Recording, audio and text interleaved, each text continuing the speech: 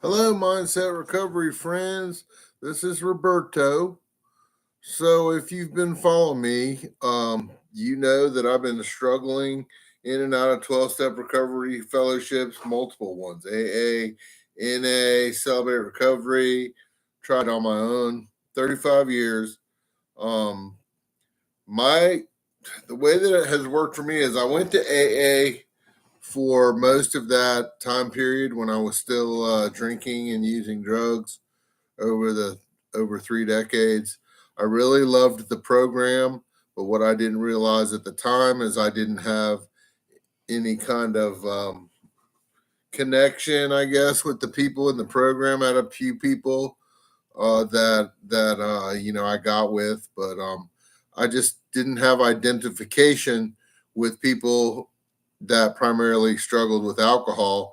Even though I also struggled with alcohol, I found that when I got in and I went to Celebrate Recovery, part of that time I really liked that. I started going there in 2008.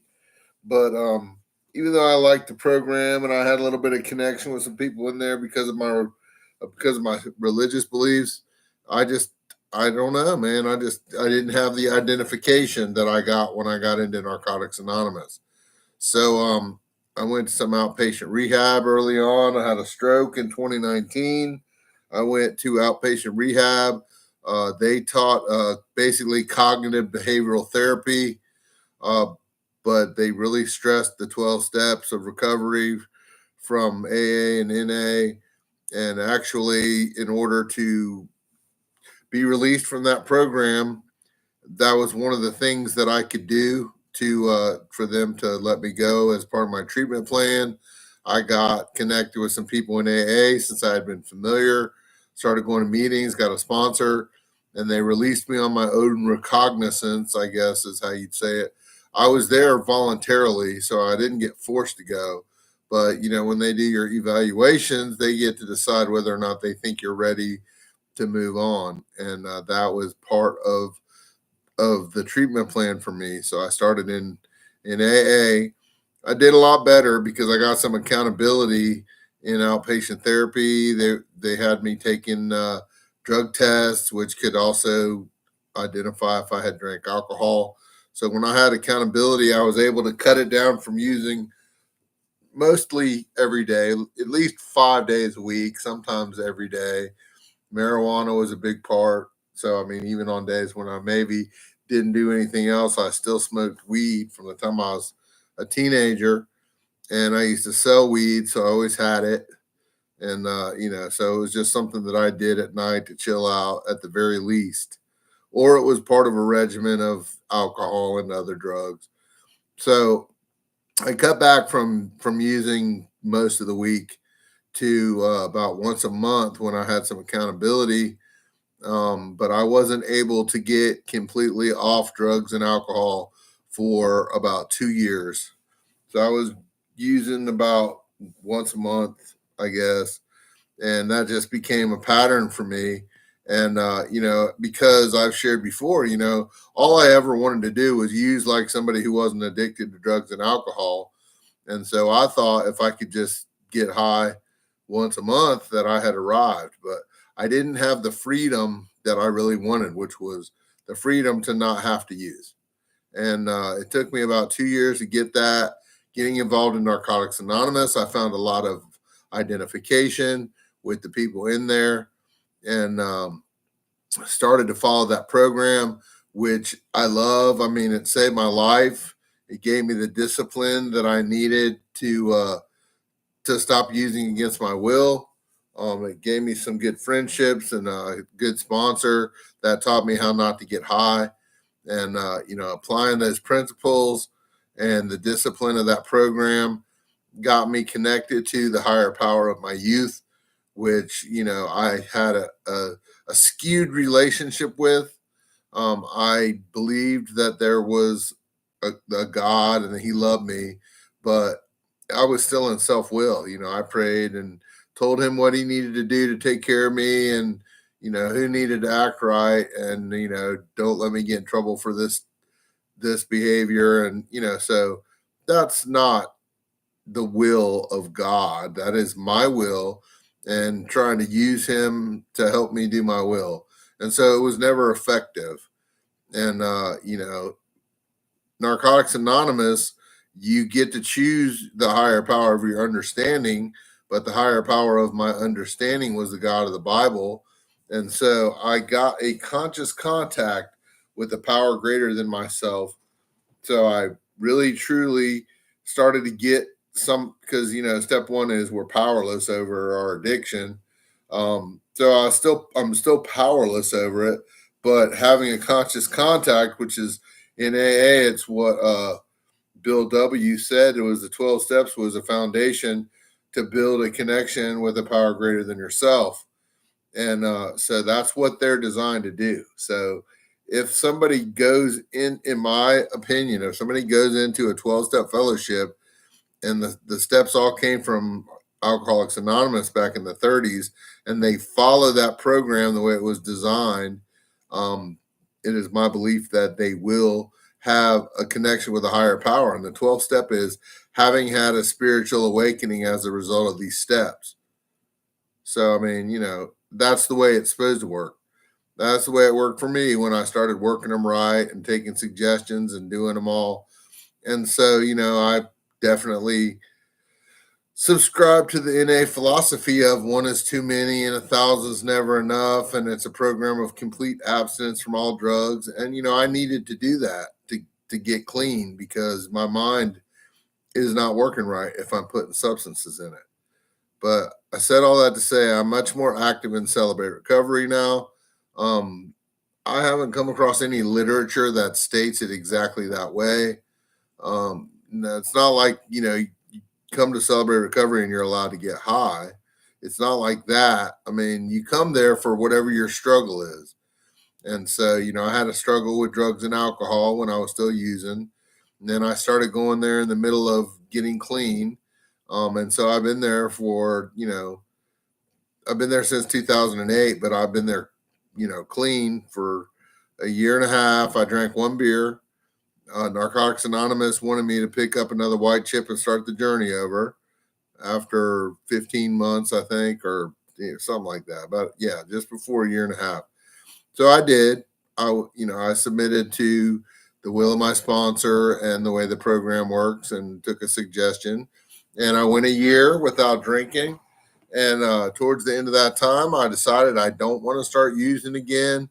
That I almost died. My life was very unmanageable. I lost control. I was using lots of drugs against my will, spending a lot of money, financial problems with my relationships and my family. It was negatively impacting my job. So clearly, I don't want to go back to that. But I decided that for me, you know, I don't know if I'm rationalizing it, but I always use drugs and alcohol to celebrate. Of course, it was an excuse.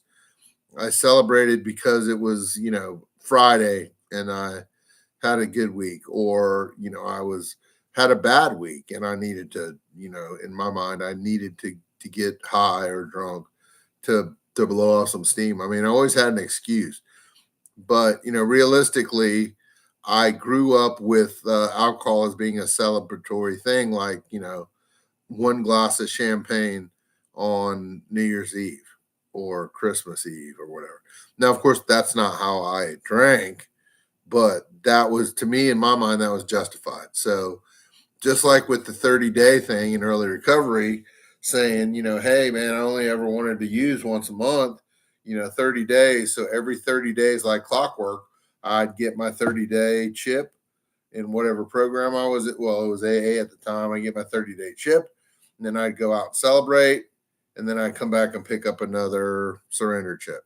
And like I said, that became a pattern. It was, I didn't have freedom.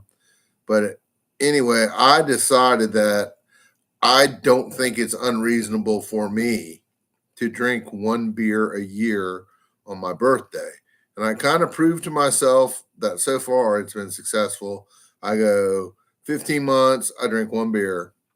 I go a year and I drink a beer.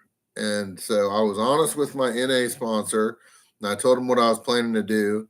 And that's counterintuitive to the NA way.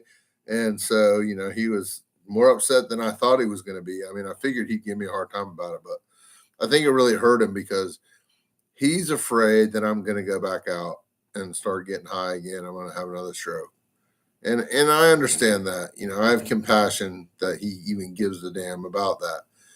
But, it's like I told him, I said, I'll either be successful at it or I'll come crawling back in the program because my disease will tell on me. My unmanageability will, I'll be miserable.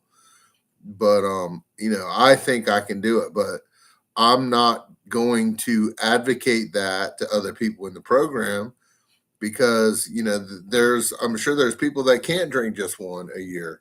And so if I tell them that and they say, oh, well, Roberto's doing it. So, that's what I'm going to do too. Maybe they'll be like, I'm just going to smoke weed one time a year, or I'm just going to do crack one time a year, or whatever. My brother was a heroin addict and out in California, and he had to go to rehab.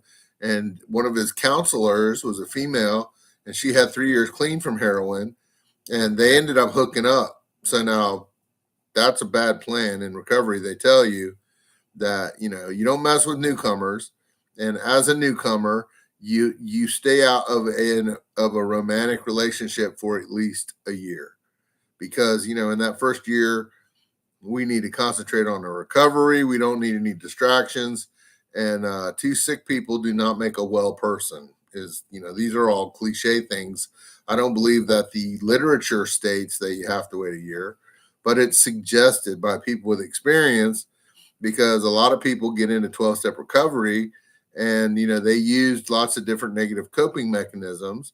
And now they are trying not to use drugs or alcohol. So a good coping mechanism for them in their mind is, hooking up with somebody and having sex with them or, and that's a bad plan because then you get addicted to that. So, and also you get distracted because you're paying more attention to trying to keep your significant other happy or whatever it is. You can get obsessed if that they say don't make any big decisions, don't get a new job, don't move to Europe, give yourself some time to heal and learn and get some experience and build some relationships and a network. So any drastic change is a bad plan. But my brother ended up hooking up with this woman that had 3 years clean from heroin, and he I guess on her 4th anniversary, he told me the story. I haven't talked to him in a long time, but he was pretty bummed out because on her 4th recovery birthday, they had the bright idea that she was going to do some heroin with him to celebrate, and she ended up ODing and dying. And so that sucks because that's just a bad situation. But also, it was very upsetting to him because not only did he lose his girlfriend, but he felt like it was his fault. And, in some ways, he definitely contributed to that. It was her decision.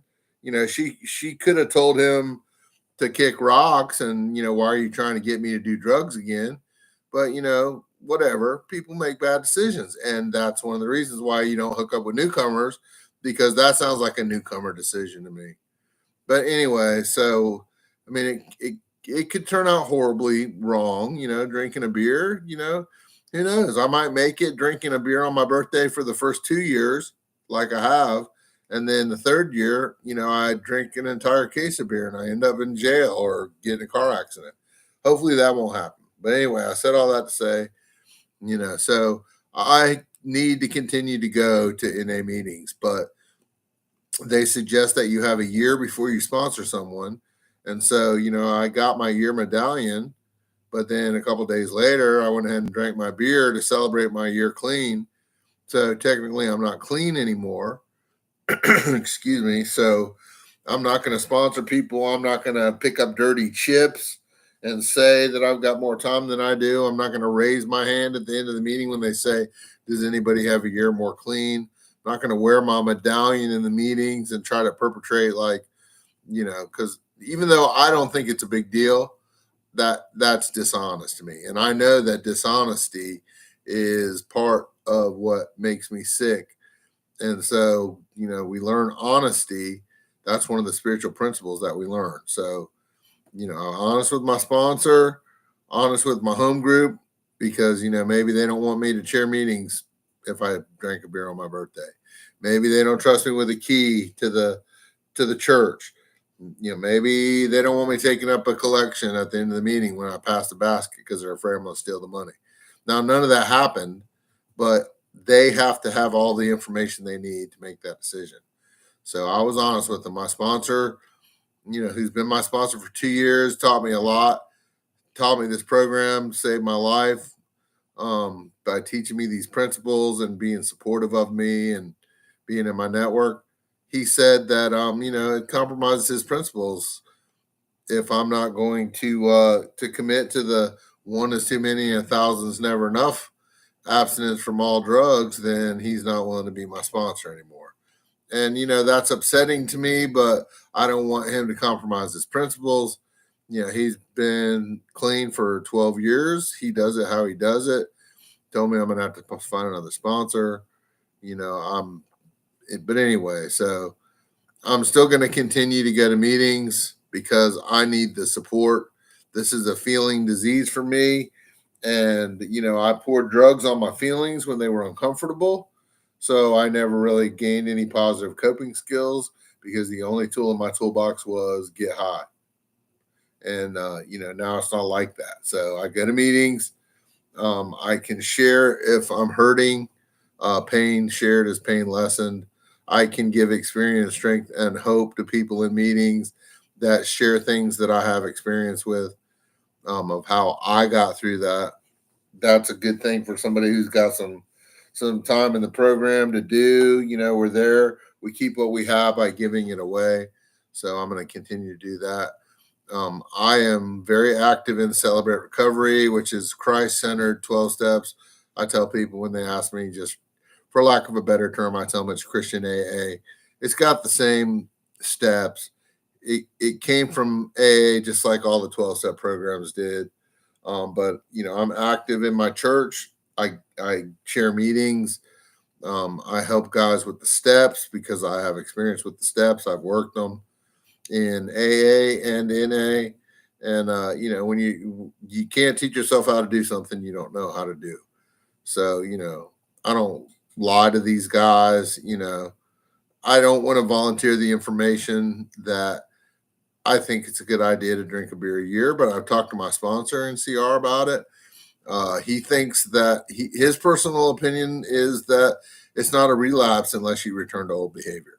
So that's a big difference between what Narcotics Anonymous says in their literature and what he believes personally is if I don't practice drunkenness because it's a Christian program, then, and my recovery is still going forward. And, you can tell by being around someone if they're living shady, it's going to reflect in the way they act. So, he says that he doesn't think drinking one beer a year on my birthday is out of control. And he also doesn't think that it's practical to have to pick up a new surrender chip every year. So I agree with him on that. He's a good guy. He's a therapist, a counselor outside of the program. He's a Christian. He's got experience with 12-step recovery. He's been dealing with people and sponsoring people for 10 years. So, I mean, he's not going to steer me wrong. He's not sketchy, but he just, has a difference of opinion with my NA sponsor. And I can understand that because NA is very strict. They've got their rules.